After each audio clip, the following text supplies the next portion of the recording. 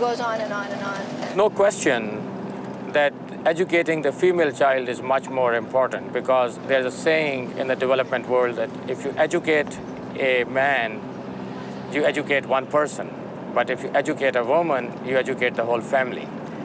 The mothers make the most important decisions in the upbringing of the children.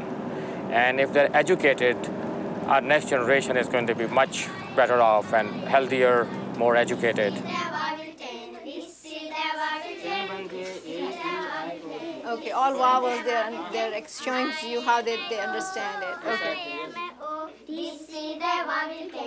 Not only there are many organizations that are changing the paradigm, but there's also tremendous demand from the community themselves. They want their children, including their female children, to be educated. And the female children want to go to school just like the males do. I like to be a good teacher. Teacher, very good. I like to be a good daughter. Daughter, very good. Daughter. I like to be a good officer. Officer, what kind of Unfortunately, the cultural constraints have kept the female child out of the system. Essentially, there's a segregation in the society, especially in the more conservative areas between male and female, so the mixing is not allowed. You know, we know the culture, and we are one of them, or at least take our origin from this part of the world. We've been able to work with their norms, and we have accepted their norms instead of trying to fight them. So if they want to have separate schools for girls and separate schools for boys, we accept that, because our purpose is to educate both.